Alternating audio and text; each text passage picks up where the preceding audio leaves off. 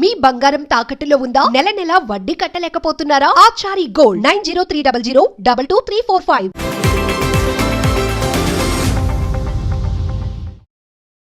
Hi hello నమస్తే, welcome to Magna podcast. ఈరోజు మనతో పాటు ఉన్నారు oral maxillofacial surgeon, meditation instructor, life coach doctor Tenneti Harish గారు ఉన్నారు. ఇది ఒక ఎక్స్క్లూజివ్ పాడ్కాస్ట్, లాస్ట్ వరకు చూడండి, చాలా ఇన్ఫర్మేషన్ వస్తుంది మీకు. ఫియర్ని ఎలా ఓవర్కమ్ చేయాలి, ఈ మధ్య స్ట్రెస్, యాంగ్జైటీ, డిప్రెషన్, అలాగే టీనేజర్స్ మధ్యన ఈ సిచ్యువేషన్షిప్ అని, బెనిఫిట్ రిలేషన్షిప్స్ అని, అండ్ కపుల్స్ మధ్యన గొడవలు, ఇవి కాస్త డివోర్స్ వరకు వెళ్ళడము, ఎన్నో what not everything.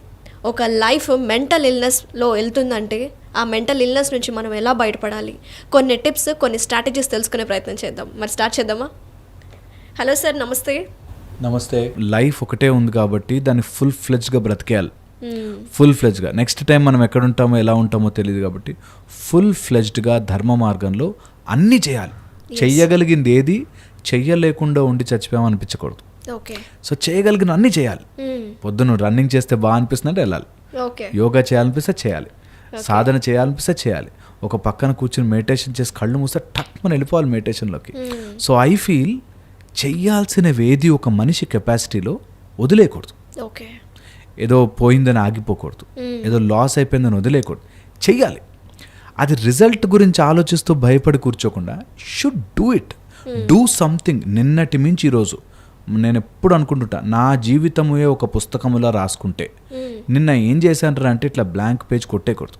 Okay. Should do something new that day. Okay. Who is more supportive మీకు? నాకు నా లైఫ్లో వీళ్ళు నా ఇన్స్పిరేషన్ అని చెప్పుకుంటే అసలు మా సిస్టంలోనే ఇన్స్పిరేషన్ లేదు. బట్ ఏది చెప్పాలన్నా మా డాడీ, మా ఫాదర్, మా నాన్నగారు నాకు చాలా, నేను ఏది మాట్లాడుతున్నా ఆయన నోట్లోంచి ఎత్తుకొచ్చుకున్నదే. అయితే everything my father and mother. And మాకు ఎలా నేర్పించేవారంటే దిస్ షుడ్ బి సపోర్టెడ్. ఇంకా ఏ సపోర్ట్ ఉండకూడదు మనిషికి. We are not supported by anything. ఒక సపోర్ట్ సిస్టమ్ మీద ఆధారపడ్డట్టే we are inclined on to that. Mind support తీసుకుంటూ ఉంటుంది, అలా కోజీగా ఉండడానికి ట్రై చేస్తూ ఉంటుంది. But come out of that comfort. ఎప్పుడు సపోర్ట్ లేకుండా నిలబడగలే శక్తి నేర్చుకుంటే nothing else can stop you. Nothing else can stop you. My wife అలా సపోర్ట్గా మాట్లాడుకుంటే మా అమ్మ, నాన్న, పిల్లలు, వైఫ్, అందరూ ఈక్వల్ ప్లేస్లో అందరూ సపోర్ట్ చేస్తారు. That is the fun part. ఎప్పుడైతే నేను సపోర్ట్ తీసుకోవాల్సిన అవసరం లేదో అందరు సపోర్ట్ చేస్తారు. ఎప్పుడైతే నేను సపోర్ట్ తీసుకోవడం స్టార్ట్ చేస్తానో ఎన్ని రోజులు సపోర్ట్ ఇస్తారు ఎవరు మాత్రం, వాళ్ళ భుజం మీద మనం ఎందుకు ఎక్కించుకుంటారు అన్నది మనం రియలైజ్ అయితే ఆటోమేటిక్గా you get support. Automatic you feel powered. ఒకరి మీద డిపెండ్ అవ్వడం కన్నా మనం పవర్డ్ ఉంటే బాగుంటుంది. Okay. Being a life coach and come డాక్టర్గా ఉండే తర్వాత మన లైఫ్లో ఫేస్ చేయాల్సినవి చాలా ఉంటాయి. ఎస్పెషల్లీ మీరు మోటివేషనల్ స్పీకర్ అయిన తర్వాత మీ లైఫ్లో ఎటువంటి ఛాలెంజెస్ ఫేస్ చేశారు? ఫస్ట్ వచ్చేసి చెప్పింది వినరు. మనం ఏదో ఇంటెన్షన్తో చెప్తాం కదా, ప్రాబ్లం ఎక్కడ వస్తుంది ఎప్పుడు అంటారు చాలామంది. అందుకే నాకంటే హయ్యర్ ఉన్నవాడికి చెప్పానుకో, అబ్బా ఈడు కూడా చెప్పొచ్చాడంటారు. నాకంటే లో ఉన్నాడు చెప్పాను, నీ పొజిషన్కి వచ్చాక మేము చెప్తాం బాబు అంటారు. సో చెప్పేవాడిలో ఉండదు, వినేవాడిలో ఉంటుంది అని నేను తెలుసుకున్నాను.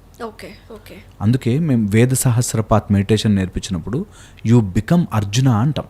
అంటే అర్జునుడు ఆ పొజిషన్లోకి వచ్చాక కృష్ణుడు గురువయ్యాడు. కృష్ణుడు భగవద్గీత చెప్పాడు. ఎప్పుడూ కూడా మనము అర్జునుడిగా మారితే కృష్ణుడు ప్రత్యక్షమవుతాడు, కృష్ణ పరమాత్ముడు అలా వస్తాడు. That is true. అందుకే ఎవరు మోటివేషనల్ స్పీకర్స్ లేరా మార్కెట్లో చాలామంది ఉన్నారు. మోటివేషనల్ స్పీకర్స్తో కాదు ప్రాబ్లం, వినేవాడి మైండ్ సెట్ నుంచి వస్తుంది. వాళ్ళు వింటే ఏది చెప్పినా ఎక్కుతుంది. ఓకే. సాధారణంగా ఈ జనరేషన్లో అయితే మెడిటేషన్, మనకి సోషల్ మీడియా అవేర్నెస్, యూట్యూబ్ నుంచి చాలా నాలెడ్జ్ వస్తుంది. సో మెడిటేషన్ అంటే కొంతమంది వీ హ్యావ్ టు ఫోకస్, ఇక్కడ ఫోకస్ చేయాలంటారు. కొంతమంది ఏమన్నా మన నాడీ చక్రం మీద ఫోకస్ చేయాలంటారు. సో రకరకాల మెడిటేషన్స్ మనకి ఇప్పుడు అందుబాటులోకి వచ్చాయి. సో వేద సహస్రపాద్ ఇన్స్ట్రక్టర్గా మీరు మెడిటేషన్ని మీరు ఎలా చెప్తూ ఉంటారు మీ క్లయింట్స్కి? మెడిటేషన్లో మెథడ్స్ వేరే, మెడిటేషన్ నేర్పించలేం. మెడిటేషన్ వెళ్ళడానికి, ఆ స్టేజ్కి వెళ్ళడానికి సైక్లింగ్ టెక్నిక్స్ నేర్పిస్తాం. మెడిటేషన్ అనేది ఒక స్థితి, ఓకే, అది మనం ఎంటర్ అవ్వాల్సింది.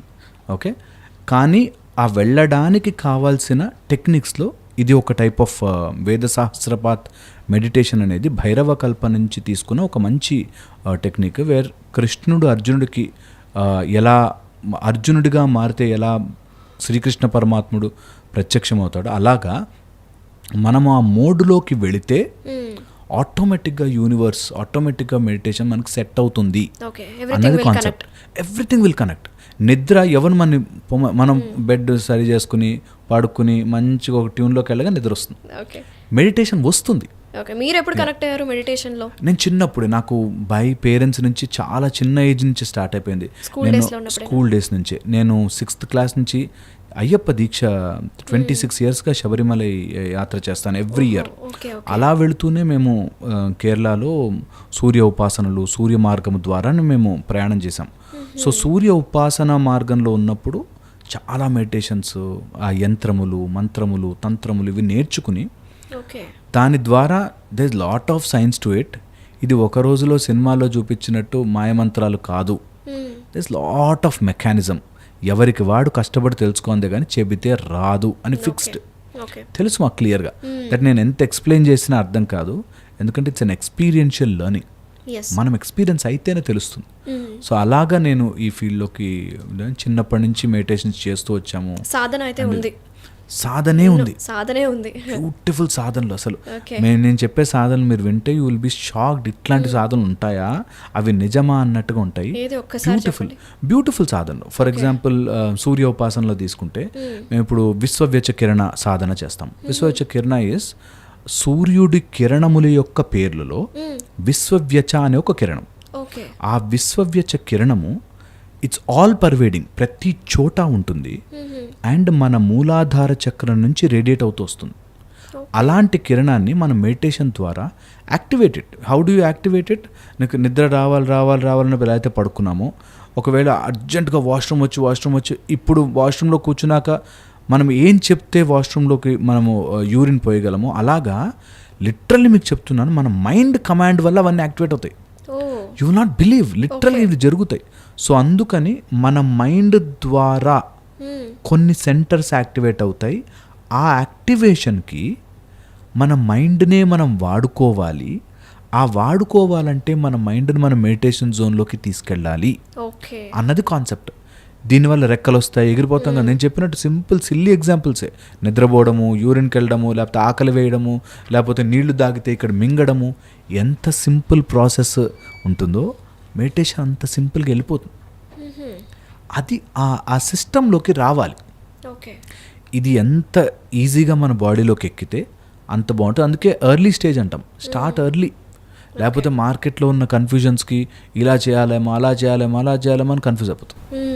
బట్ ఈ మధ్య కొంచెం స్టూడెంట్స్కి, చిల్డ్రన్స్కి స్కూల్లో కూడా స్టార్ట్ చేస్తున్నారు మెడిటేషన్. బట్ ప్రాక్టీస్ చేస్తే స్టూడెంట్స్ కూడా they'll decide what they want. True. సాధన చేయడం ఇంపార్టెంట్. ఇన్ఫర్మేషన్ ఈ రోజుల్లో ఓకే గూగుల్ అని అడిగినా చెప్తుంది. ఇన్ఫర్మేషన్ ఉంది, సాధనే ఇంపార్టెంట్. మనకి ఎంత ప్రాక్టీస్ చేస్తే అంత దాని లోపల ప్రావీణ్యం వస్తుంది, స్కిల్ డెవలప్ అవుతుంది. So start meditating at very early age. మెడిటేషన్లో ఎంత డీప్గా వెళ్ళగలిగితే అంత డీప్గా, ఎవ్వరి అవసరము లేదు. ఇంకా మా దగ్గరికి ఓన్లీ మరీ రిక్వైర్మెంట్ ఉంటే తప్ప రావద్దని చెప్తాం.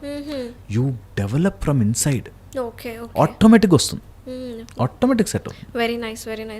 ఈ మధ్య మనం చూస్తున్న సమాజంలో అటు టీనేజర్స్ కావచ్చు, యూత్ కావచ్చు, ఫేస్ చేస్తున్న మేజర్ ప్రాబ్లమ్స్ రిలేషన్షిప్ గొడవల మధ్యన, తర్వాత బ్రేకప్స్ అని, అండ్ యునో దిస్ సిచ్యువేషన్షిప్స్ అని, డింగ్స్ అని, నో బెడ్ డివోర్స్. అబ్బా ఏంటి కొత్త పేర్లు, we are adapting from the western culture. ఏంటి అసలు, ఎందుకు ఇలా జరుగుతుంది? మొత్తం వెస్టర్న్ నుంచి అప్పు తెచ్చుకున్నవి ఇవన్నీ. హాఫ్ నాలెడ్జ్, ఒరిజినల్ వెస్టర్న్ నేర్చుకోమని అక్కడ సైంటిస్టులు ఏం చేశారు, అక్కడ ఎలా డెవలప్ అవడం కాదు, అక్కడి నుంచి ఏరుకొచ్చిన అన్ని పిచ్చి కల్చర్లు అన్నీ అక్కడ వాడేసి వేస్ట్ అయిపోయినవి ఇక్కడ తీసుకొచ్చి గ్లోరిఫైడ్గా చూపించుకోవడం. ఈ సిచ్యువేషన్షిప్స్ అంటే ఏంటి అసలు? ఏం no boundaries but romantic relationship. అంటే నేనేం కమిట్మెంట్ ఇవ్వను, ఉన్న రోజులు కలిసి ఉంటాం, లేకపోతే ఆ సిచ్యువేషన్ తగ్గట్టుకుంటాం, లేకపోతే లేదు. No commitment, no boundaries, no limits. It's a romantic relationship. ఈ టైప్లో ఏదైనా ఒకటి అట్లా ఓకే, సిచ్యువేషన్ తగ్గట్టు. సిచ్యువేషన్ తగ్గట్టు ఆర్ ఫ్రెండ్స్ విత్ బెనిఫిట్స్ అని. మేము కావాలనుకుంటే ఫిజికల్గా ఉంటాం, లేకపోతే బౌండరీ మాకేం బౌండరీస్ లేవు, ఈ బాగున్నామంటే బాగుంటాం, తర్వాత నో అంటే నో, వెళ్ళిపోవాలంటే నో బాండ్స్. మరి నో బెడ్ డివోర్స్ ఈ టైప్లో అంటే మ్యారేజ్ అయిపోతుంది బట్ మేము ఒక బెడ్ మీద పడుకోం. ఓకే, మరి అలా ఇంకెందుకు పెళ్లి ఉంటాం. చేసుకొని? సో మెనీ థింగ్ అంతే, ఇలాంటి సెన్స్లెస్ థింగ్స్ చాలా వస్తున్నాయి.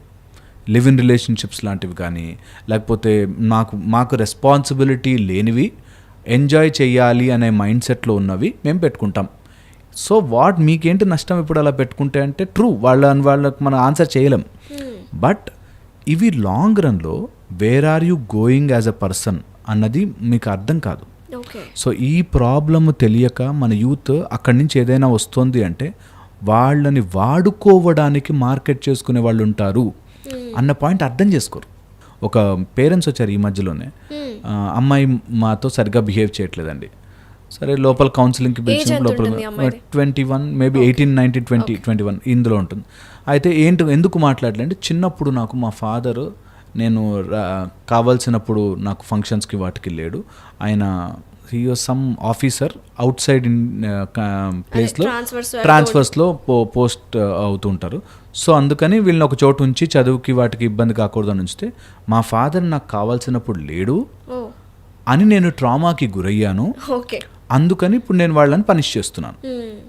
ఈ ట్రామా అనే పదం వినారా? ఇప్పుడు మార్కెట్ మొత్తం దీని మీద మార్కెట్ చేస్తారు. Trauma is not a small word, అది చాలా పెద్ద వర్డ్ నా దృష్టిలో అయితే. డిప్రెషన్ కావచ్చు, ట్రామా ఈజీగా అనేస్తున్నారు. ఇప్పుడు పిల్లలంతా నన్ను అప్పుడు మా నాన్న నా ఫంక్షన్కి రాలేదు కాబట్టి ఇప్పుడు నేను మా నాన్నని పనిష్ చేస్తున్నాను.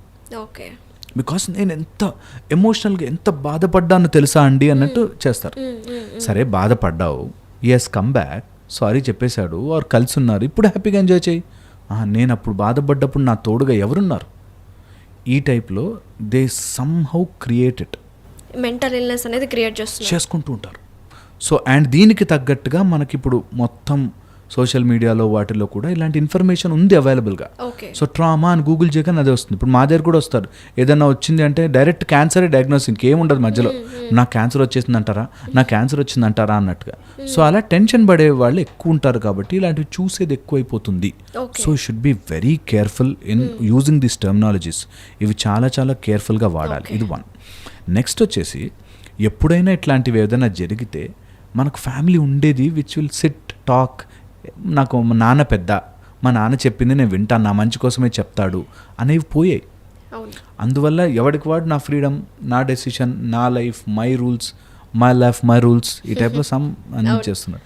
సో అలాగే ఈ డింగ్స్ కానీ dual income and no kids అని ఇద్దరం మ్యారేజ్ చేసుకున్నాము. మాకు కిడ్స్ పని లేదు, మేము మా లైఫ్ ఆర్ఫనేజ్ కూడా వద్దు, నో కిడ్స్ అట్ ఆల్. మేము డైరెక్ట్గా మా ఇద్దరు ఇన్కమ్ మేము కష్టపడి సంపాదించుకుని మేము తిని మేము ఎంజాయ్ చేస్తాం, మళ్ళీ పిల్లలు వాళ్ళ రెస్పాన్సిబిలిటీ ఎందుకు అని.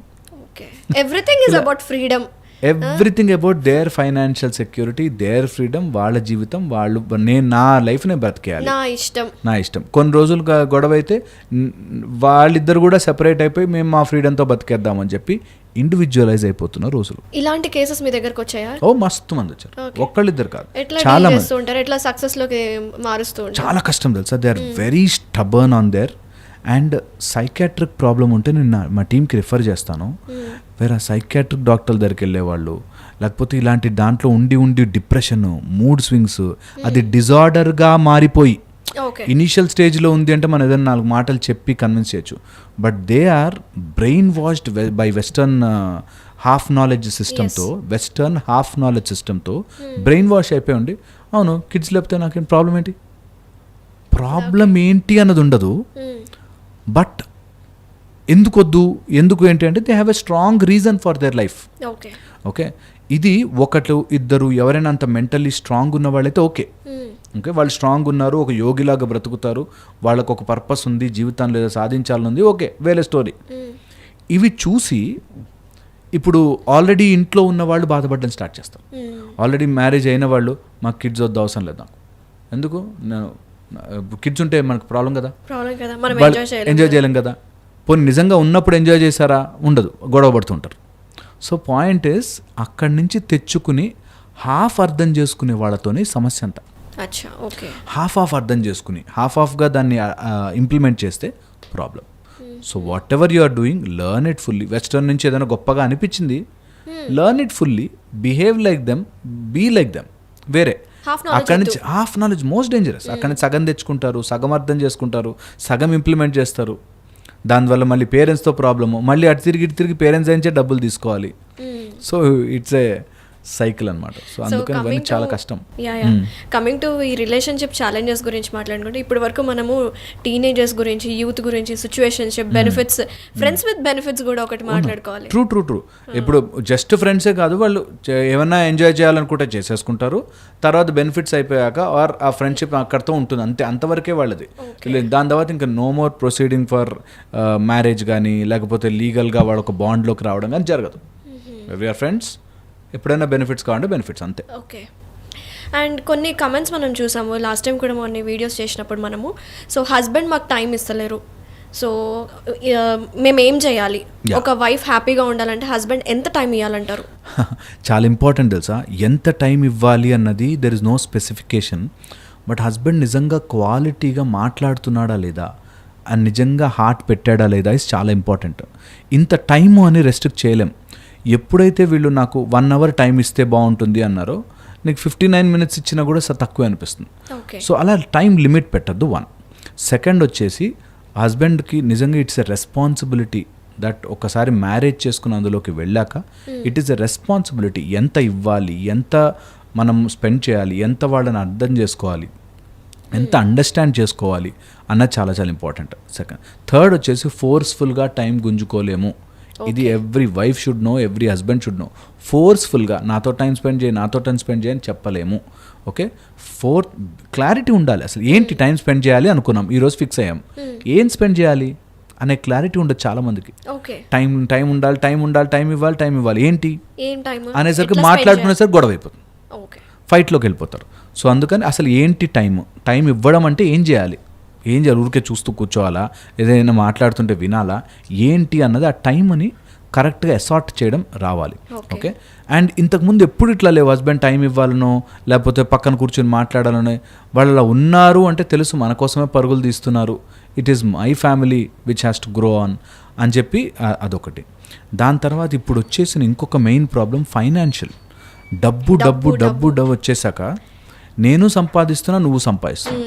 సో నా బాధ్యత ఏంటి, నీ బాధ్యత ఏంటి, నీ బాధ్యత చేయకపోతే నేను అంటాను, నా బాధ్యత చేయకపోతే నువ్వు అనకు. ఈ టైప్లో సో మెనీ కన్ఫ్యూజన్స్ వచ్చేస్తాయి.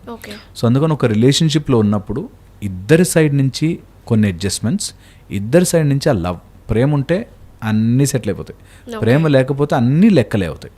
మనకి వెస్టర్న్ కల్చర్స్ నుంచి లేకపోతే హాఫ్ నాలెడ్జ్తో వచ్చింది ఏంటంటే, ఈ లెక్క వేసుకోవడం మానేయాలి.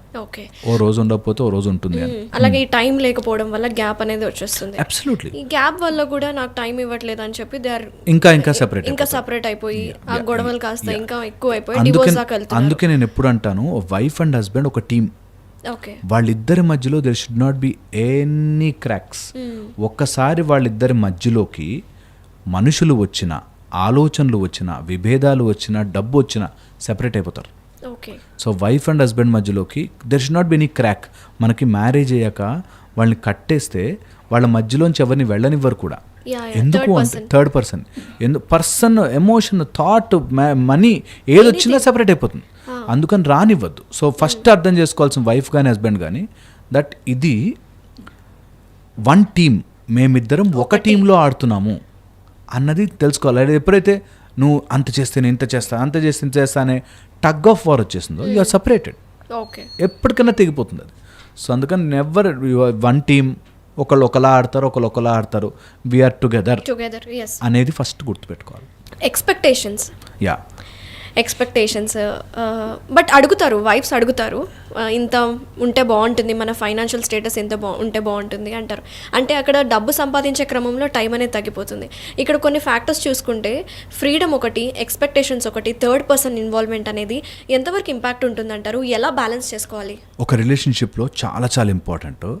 ఎక్స్పెక్టేషన్స్ని మీట్ చేస్తూ చాలా రిలేషన్షిప్స్ డ్రై అయిపోతాయి. So too much of expectations చాలా హానికరం. అన్ని ప్రాబ్లమ్స్కి ఎక్స్పెక్టేషనే కారణం.